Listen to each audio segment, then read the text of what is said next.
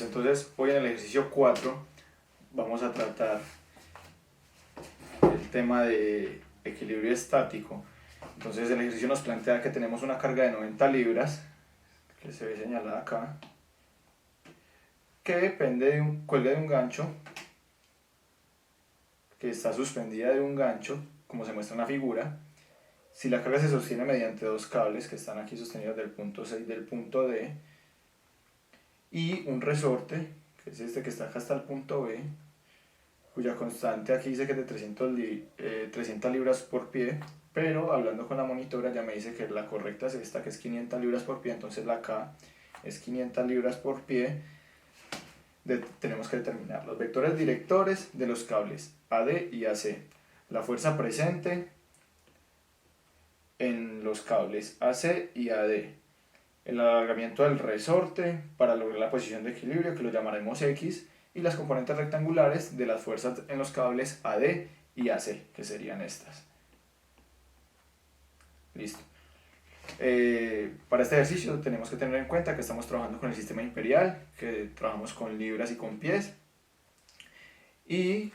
los datos que conocemos son que la constante de rigidez del resorte son 500 libras por pie y que la fuerza que se suspende del gancho son 90 libras. Listo. Entonces aquí vamos a presentar el diagrama de cuerpo libre, donde ubicamos nuestros ejes X, Y y Z, y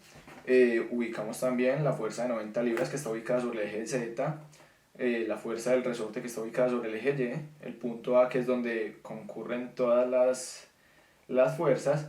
la fuerza C que está sobre el plano ZX y la fuerza AD que está sobre el plano XY. Listo. Entonces, para este ejercicio, como necesitamos que el sistema esté en equilibrio estático, vamos a utilizar la primera ley de Newton, que nos enuncia que todas las sumatorias de las fuerzas, tanto en el eje X como en el Y y en el eje Z, tienen que ser iguales a 0, y con esto vamos a hallar los valores que nos están pidiendo. Pero antes de eso, para poder hacer esta sumatoria de fuerzas, vamos a hallar primero los vectores directores, que por definición, el vector director de una fuerza va a ser el coseno del ángulo que forma la fuerza con el eje X en dirección Y, más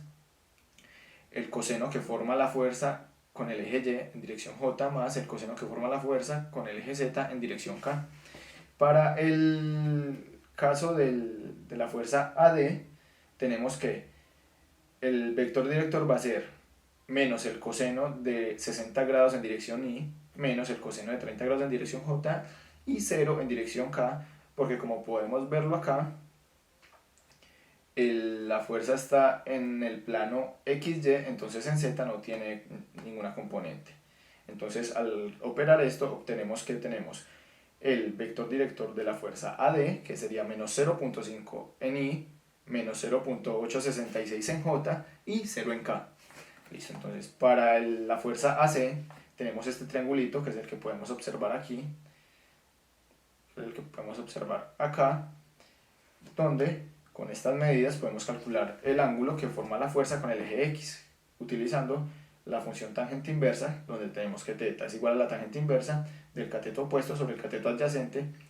que eso sería la tangente inversa de 3/4, y eso me arroja un resultado de 36.87 grados. Entonces, sabemos que esta fuerza está ubicada en el plano XZ,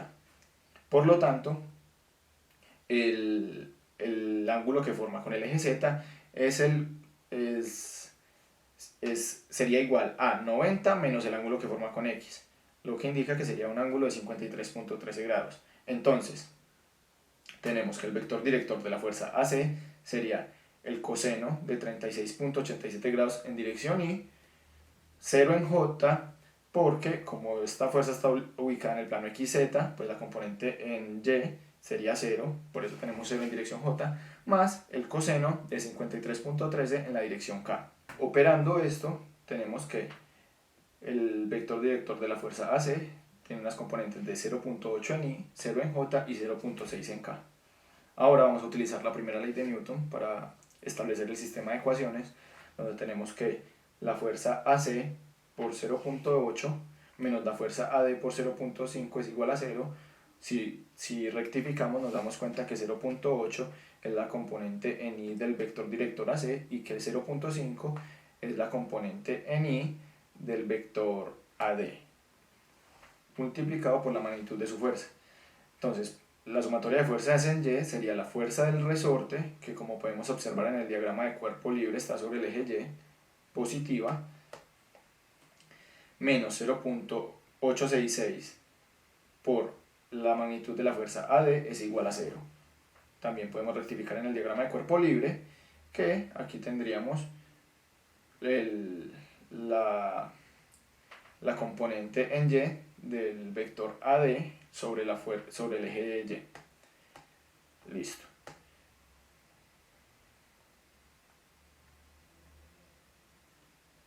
Entonces, para concluir con la primera ley de Newton, tenemos que la sumatoria de fuerzas en Z debe ser igual a 0. Entonces tenemos que la componente en Z del vector AC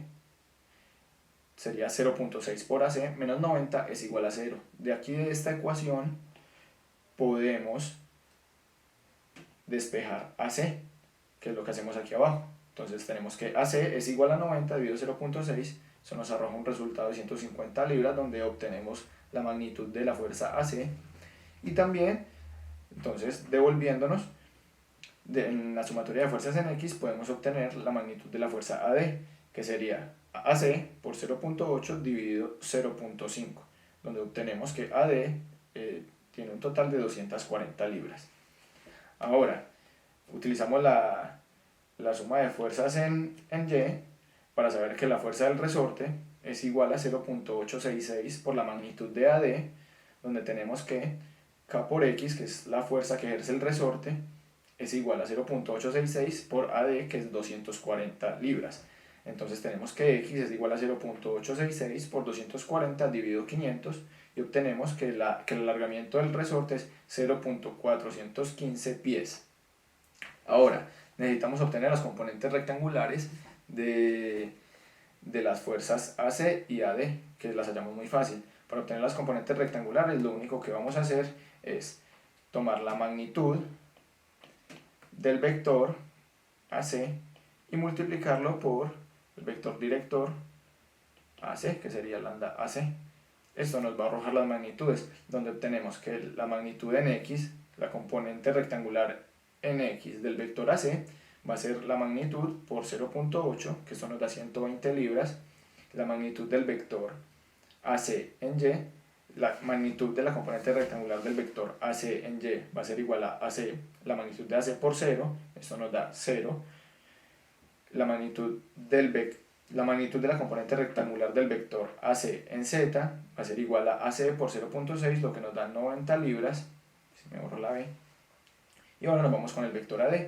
La magnitud de la componente rectangular en X del vector AD es igual a AD por menos 0.5, lo que nos da menos 120 libras, en realidad son 120 libras, pero en sentido opuesto a los positivos, entonces es una fuerza reactiva. Y la magnitud de la componente rectangular en Y del vector AD sería AD, la magnitud de AD, por menos 0.866, que es un igual, nos da un igual de 207.84 libras. Y la última magnitud sería una componente rectangular en Z, que es 0,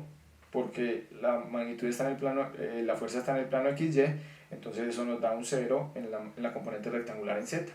Con eso damos por concluido el ejercicio.